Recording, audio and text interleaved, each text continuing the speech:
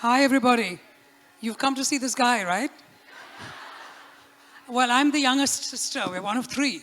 My middle sister, Shobha, is not here at the moment. Shashi, then Shobha, and then I. And when, guess what? Just for a change, the youngest is going to be in charge. How about that? Those of you who are youngest, is that cool or what? Not a change. Not a change at all. Shush. Now I'm in charge. I'm going to ask some questions. But no, I'm kidding.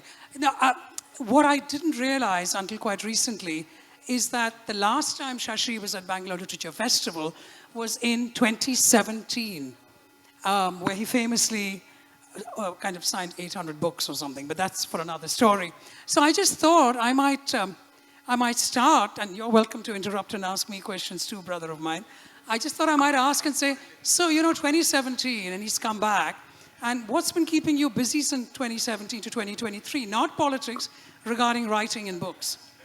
Yeah, it has been a prolific period. COVID kind of helped because the lockdown, whatever I could do for my constituency from lockdown, I did. But the rest of the time I wrote, since the other distractions weren't there. And so, just as you started your podcast during COVID, so I did produce a lot of books, 7 to be exact, since the last time I was at this festival. One of them doesn't really count, the Hindu Way, which was really a rehash of why I'm a Hindu minus the politics. There was some demand for a book on Hinduism that wasn't an attack on Hindutva, so I obliged my publisher. I don't think that book is more or less sunk without trace, so we can move on from it. I did write a co-authored book with the head of the Observer Research Foundation, Samir Saran, called The New World Disorder and the India Imperative. That was about the way in which the world has been changing and transforming. And that came out just before the COVID pandemic, so that too more or less sank without trace. During the COVID pandemic, Penguin brought out Tharoors, which is kind of a joke, really. I mean, I know that these guys have been regaling you with chat GPT versions of me. I don't believe I talk like that, but... He doesn't. I promise you he doesn't. I don't know where that comes from. I mean, the truth is that, if you want to communicate, you've got to be understood. So there's no point using long words that no one understands. Once in a while, you can throw them in for effect, and I do, but not all the time. Anyway, we decided to make a joke out of it. We got a book called Tharoors, which is actually done reasonably well and continues to be available. And then the book that I put the hardest work into but never got anywhere was a book called The Battle of Belonging, which was about nationalism and patriotism and what it means to be an Indian, particularly in these days when sort of the whole civic nationalism that was established in the Constitution of India after the freedom struggle is being challenged by a very different kind of version of nationalism, which is ethno-nationalist and anchored in a particular communal identity. And that, again, became something which I put a lot of heart and soul into, but came out during COVID, so it's kind of stumbling along. I can't say it's been a major success. 3 other books. One is a collection, an anthology, really, of my 40 years of published writing called Pride, Prejudice, and Punditry. It's a fat volume. It's not meant to be read in one sitting, but people are curious about various aspects of my writing, fiction, even some poetry, some non-fiction, and going back to the early 80s. There's a lot of it there in what I call irreverently PPP.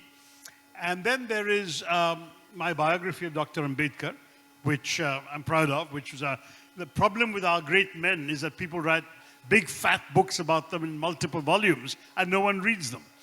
So I wanted to write a short biography. I did one of Nehru in 2003, which has been regarded as a successful, certainly probably the most successful short biography of Nehru. And I decided to try and do the same with Dr. Ambedkar. And that's a small little book called Ambedkar, A Life. And finally, and most recently, another collaborative effort with a friend and former colleague called Joseph Zacharias, called The Less You Preach, The More You Learn. And that's a collection of aphorisms that we came up with, little nuggets of wit and wisdom about life, various aspects of life, friendships, relationships, India, history, all sorts of stuff. So there are a dozen chapters you can dip into. It's a book that is meant to be dipped into periodically and reflected upon, not read cover to cover. Because cover to cover, you'll be done in half an hour. It's literally just 220 one-liners, if you like, for that book. So that's what that one is all about. That's what was keeping you busy. And actually, you know, I mean, I know that my brother is a prolific writer, but I came in March of 2020, ostensibly for 3 weeks' work to Delhi, and left late July, because I was locked down in India. And I must say that was a wonderful, you know, almost 5 months of my brother, my mother, and I being locked down in Delhi. And that's when I realized, good Lord, this fellow is a prolific writer, because he got 2 books out during that time, as well as you know, writing his articles and so on. But that was a really very special time just for us to connect, don't you think? I was just thinking about that. Well, and you also shamed me into doing a bit more exercise. So we did. The end of the lockdown, I'm afraid. We did yoga done on me the a lot of damage. Exactly. And I also started my podcast, but that's by the by. But I was just I wanted to come back to this idea of, I don't remember how we're built other than the fact that we're confabulating. But this idea of language and our love for language. And I don't know how many of you know this New York Times online game called Wordle. Yeah, well, guess what? They didn't invent it. My father invented it. I'm telling you. I'm convinced did a version of it. A version of it. I promise you. No, he tells a better story than I do. So I'm going to ask him to tell you the story of the word games that we played in long car journeys in the 70s. And it was Wordle, but it wasn't called Wordle. Go on, tell them the story. Dad just loved word games of various sorts. He was one of the original Scrabble fanatics in Bombay, as it then was in the 1950s. He was constantly into jumbles and acrostics. He would test us, the kids, by giving us, 7 letters or 10 letters and challenging us to make multiple words out of them, of 4 letters or more, and ideally to get all of them into one word and so on. And one of the games he invented for us for car journeys, as Smita said, was that he would imagine in his head a 5-letter word, and we'd get 20 turns to guess it. So not the 5 turns. But we had no pen and paper, don't forget. It's all in our head. No pen and paper. We're in the car. And of course, having 20 turns, so we would... and he wouldn't tell us where the letter was placed. Right. So the other thing that Wordle does better than Dad, Wordle tells you where you've got the letter, but in the wrong place, and where you got the letter in the right place. Yeah. He never told us that. He never told us He that. just told us how many letters we had right. So you would have to say stick, stack, and stock to figure out if the one you got right was the I, the A, or the O, that kind of thing. But anyway, it was a lot of fun. And when Wordle was invented, the whole family has taken to it. Hey, hang on a minute, that's Dad's game. It seems so familiar, and it's much more user-friendly, of course, with the computer. But I remember, I still remember, one that I don't remember whether Shashi was in the car or not, but the word onion, right? So I'd say, oh, and he'd say, yes. That's it? Yes? We don't know where it's placed in that word. He wouldn't say whether there's more than one O. And then, of course, in the 20 turns, we didn't get it, and he'd look at us gleefully and say, onion. I said, oh. So it's this whole idea of words, and I'm playing with words and language. My sister and I would sit together. She, as some of you may know, who attended last year's Bangalore Literature Festival, is a writer. She writes children's books, and she's also written a book on our mother, Good Innings. And my sister and I would sit together, and she'd say, okay, now we're writing poetry. And I would, write The Cat Sat on the Mat or something, and she would be writing something a little bit better than that. But those are the kind of things we grew up with, don't you think? Yeah, we're all waiting for your first book, Smita. I mean, it's overdue now. You're absolutely right. I've been too busy. She's gone the podcast route, yeah. Yeah, I've gone down the podcast route, and a book is on its way, and I'm going to be sharing other people's inspirational stories on unconscious bias, because I've got some incredible and incredibly inspirational stories in my podcast. I'm in season 9 now. So we've had about 8, and I do 11 to a season, so 88 out already for you to listen to on Spotify or wherever you hear your podcast. And each of them share such incredible, moving stories of resilience and challenging themselves to believe in themselves. So I'm quite proud of that, but you're right, a book needs to come. But let me come back to you, Shash. By the way, a book of podcasts will work, because they're fascinating stories. Exactly. But no, I want to just come back to you, because I've read Ambedkar. I've only just come in to be with brother. I've been all over the place. I won't go there. But I've not read aphorisms, so I can't even comment on it. Ambedkar I loved, because it was, as Shashi correctly said, it was a simple book. It was easy. He tells a good tale, and we learn so much about this man that all of us know of. And he's interesting as a human being. So I got a lot out of that, and thank you for that. But tell us a little bit more about aphorisms, because that's kind of a fun book. Well, yeah, it's sort of a fun book. In fact, it started out, my publisher thought I would, I do toss one-liners into my books, like, the British are the only people in history crass enough to make revolutionaries out of Americans, was one of my one-liners in the Great Indian Novel, and things like that. So he said, why don't you do a book of aphorisms?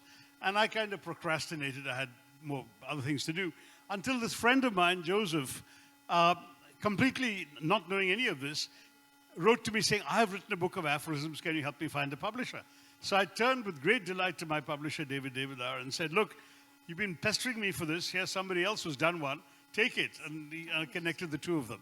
But David came back and said, while he liked half the aphorisms Joseph had written, he didn't want to publish the other half. So he turned to me and said, look, you didn't write a book of aphorisms, write half a book. So that is where it all came about. And I sat down and thought of a few.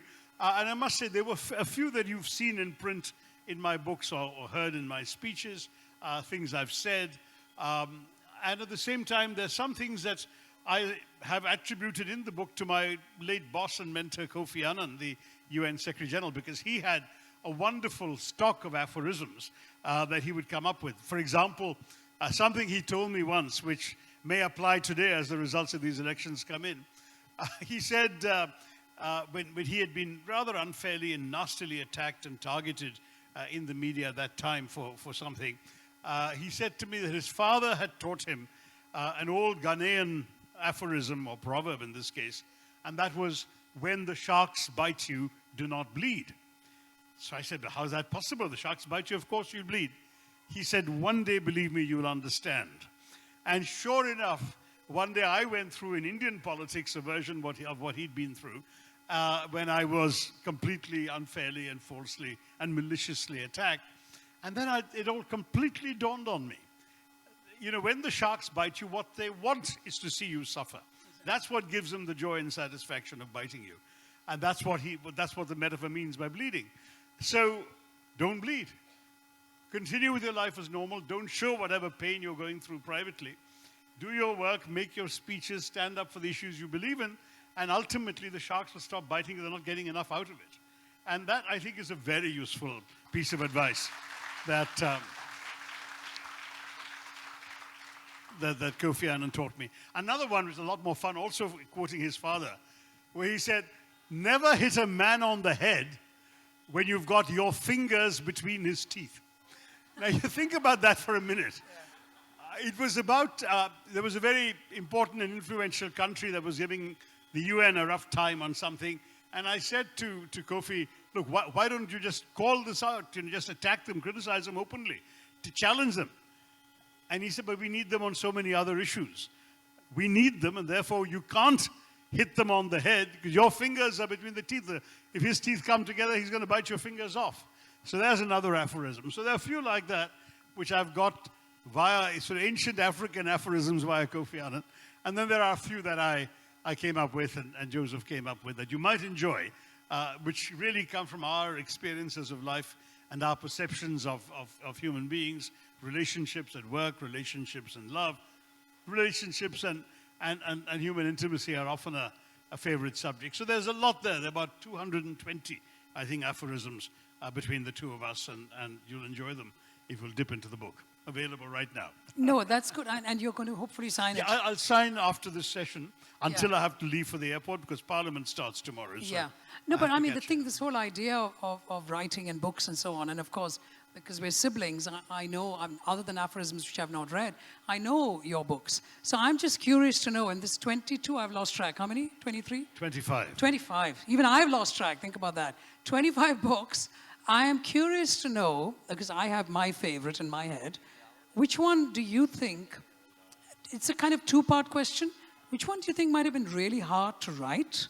And also, is there kind of a favorite, like your favorite baby maybe, amongst the 25? No, you can't talk about a favorite baby just as you can't ask a parent to name their favorite Fair child. enough, okay. Because you put everything of yourself into your books and the book is true to that moment of its composition. And once you've unleashed it into the world, as you do when you produce a child, you can't say, oh, well, I would like to go back and fix his nose or, change her feet or whatever. I mean, it's just, they are the way they are. You leave them out in the world and let them find their own way. In some ways, I suppose the toughest would have been the very first one, because the first novel was, in my case, the great Indian novel, which when I was writing, I had absolutely no idea if I'd ever pull it off, whether anyone would ever want to publish it or anyone would ever want to read it. So for me, it's immensely gratifying that today, young people who weren't born when the book first came out in 1989 are coming up to me and clutching copies of it and asking me to sign it. In some ways, the second book is also very tough. There's a moment, there are many authors who have a very long gap after their first book because they do well with the first book, and then they have this horror of, will I ever be able to match that again? There's a very famous New Yorker cartoon 30, 40, 50 years ago of, I guess, a writer floundering in choppy waters and reaching out his hand desperately, and just out of his reach is a boy, a sort of a life boy, with a typewriter in it, and in the typewriter is one page on which I've written the words "second novel." So that the challenge of actually writing the second novel is also tough. But every book is tough in its own way, Smita. And I think writing the aphorisms are difficult because, how many one-liners can you come up with which you think are worth sharing with someone else? Fair point, yeah. And which will pass the muster of a high-standard publisher. So those are some of the questions that, in some ways, I had to tackle with every book. I suppose the saddest thing for me has been the number of books I've had to abandon in recent years because of my day job. Because I'm spending so much time on initially my UN career, subsequently my political life. And in politics, especially when you're an elected representative rather than a Rajya Sabha member, I had to face the electorate 3 times, and I may have to face them again shortly a 4th time. You have to be accountable all the time to their needs and demands. And that always takes priority. And I find that that's one of the reasons I haven't written fiction since my novel Riot in 2001, is because fiction needs not just time, which is scarce enough in a busy life, but a space inside your head to create an alternative universe, to populate it with characters, incidents, lines of dialogue, and so on, that are as real to you as what you're encountering in your daily life. Because you're really constructing an illusory glass palace there in which you step every day and you write. Now, if that glass starts developing cracks because people are throwing stones at it, eventually you won't be able to live in it. And that's what I found, because when you interrupt fiction, because you suddenly have to go off and campaign in some election, or you have to go off and do something else, or attend a parliament session, or whatever it may be, and then you try and return to it, the magic is often gone, that illusion is not there, those characters are no longer so real to you. Whereas with non-fiction, I mean, we're talking non-fiction all the time, we're talking non-fiction right now, so you can go back to something you've interrupted, not seen in 7 weeks, reread what you've written, and your own train of thought will come back to you, and you can pick up the threads and keep writing. So do you think this non-fiction fiction book will be written at some point in the next... Oh yeah, one day the voters will return me to the world of literature. Oh, that's when the fiction book is No, coming. I hope they don't. Please don't get... Not a message asking to vote Not again. the next elections, ladies and gentlemen. No, there are important things at stake in the country these days. So I'd rather not give up the fight yet. But one day I hope to go back very much to fiction. So you do have a story in your head, right? That you I have at least 3. This is very novels exact. bubbling And I in the just back thought of my this head, might be yeah. a good place for you to announce that there is a fiction novel that will come out, but we don't know when. I don't want to tempt Providence. Let me just... One day it'll come out. 'Cause every time I publish a book anyway, a dozen people write to me, and of course there's even more on social media and so on, saying, when's your next novel coming? We're waiting for that. So we'll one day be able to give them a good answer. No, that's fair enough. But there might be a lot of people in the audience who are aspiring writers. They've come to the Bangalore Literature Festival. They are obviously they're readers. They're all readers, but they could be aspiring writers too. And they might be wanting to write or might be having this burning need to. So I'm just wondering, what kind of advice, because you've got 25 books out there, what can you say to these aspiring writers?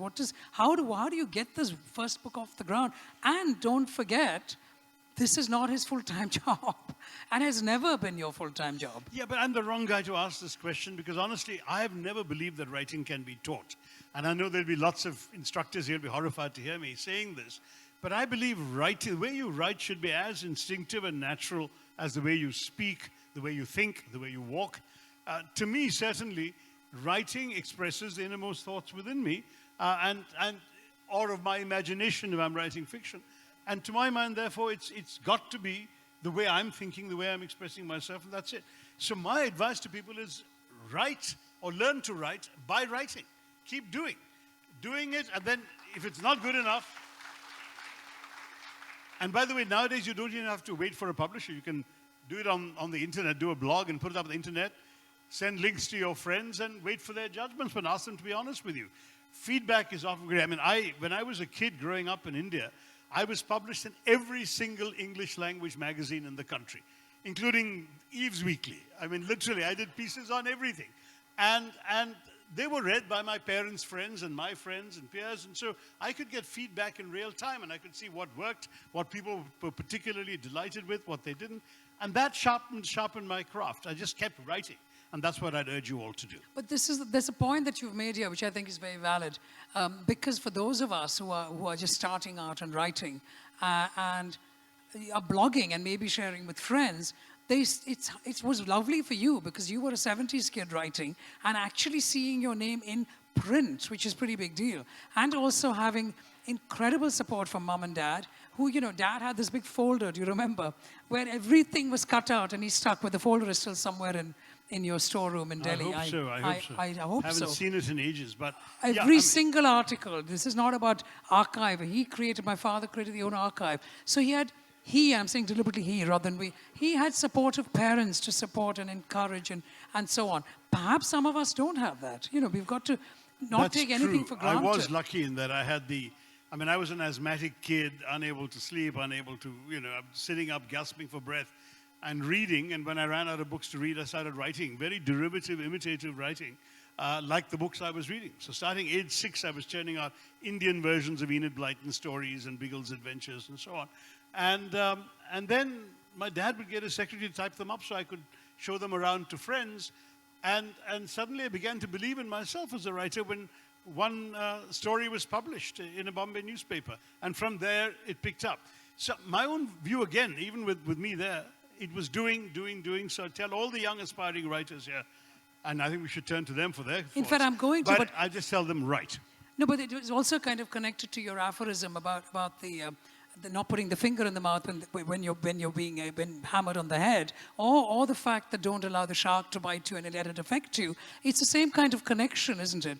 Because you could be writing, you could be sending things out there to your friends or family. They don't encourage you, they don't support you, but you've got to keep at it. That's what you're saying, aren't you? That too, yeah. I mean, you've got to keep at it. But honestly, if it's not your thing, if people who really love you and are good judges of your writing say, listen, go and try something else. This isn't working. This isn't really poetry or whatever. Maybe you ought to listen to that too, because there's an awful lot of not very good stuff that's being put out these days, especially self-published work. So I would urge you to have the patience to write something that will pass muster with an established publisher before you start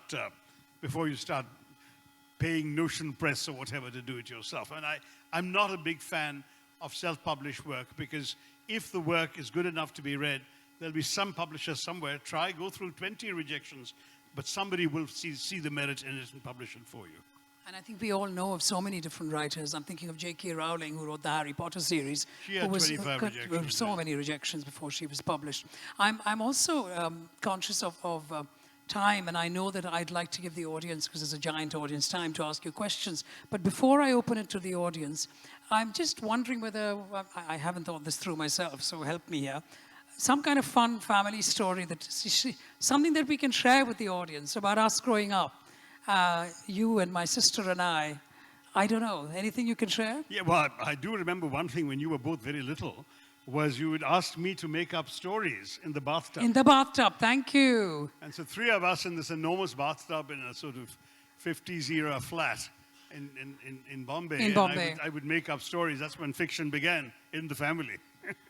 And in fact, it was great, because I'm now suddenly visualizing that. So as I mentioned, and there was another game we played. No, hang on, I want to mention this story first before the other game. So there we were in the bathtub. He was the captain of the ship, naturally. So he had the taps to move. My sister was a passenger who had to make comments, and I was the lookout for sharks. So that was my job. And he would then take us around the world. And don't forget, he had never left India at this point. He was like 10 or something. Six. I don't know what age he was. He was teensy. But no, it can't have been 6, sweetheart, because I wouldn't remember that. I'm not that old. I'm not that close in age to you. We're 6 years apart. So I wouldn't remember that. So you're probably about 9 or 10. And there we were in the bathtub. And he would take us around the world. So I think this whole idea of writing, especially from Shashi's perspective, is also about imagination. Because he would take us around the world. So I said, where are we going now, brother of mine? And he said, I don't remember what he said, but he would take us and he'd make up stories about that country and this country. And then I'd say, shark is coming. But anyway, you were going to say another story, and then I'll open it to the audience. I think we should turn to the audience. But no, the other stories we did, I remember the terrace was, but that's a fairly common thing. Others have done this too, I'm sure, in families.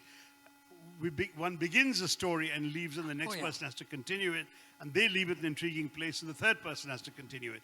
If you have a brood of young kids with time on their hands who don't know what to do, challenge them to do this. It can be a lot of fun because people are making up the most outrageous twists and tales to a story begun by a sibling, and so it goes on through the chain, and they finally, bring it to a conclusion when the story can't go anymore anywhere. But it can be a lot of fun. It is, and it is a lot of fun. And in fact, especially for those of you with young children in the phone era, perhaps this could be storytelling time, and you hide the phones, because I feel for all of you with young children and phones.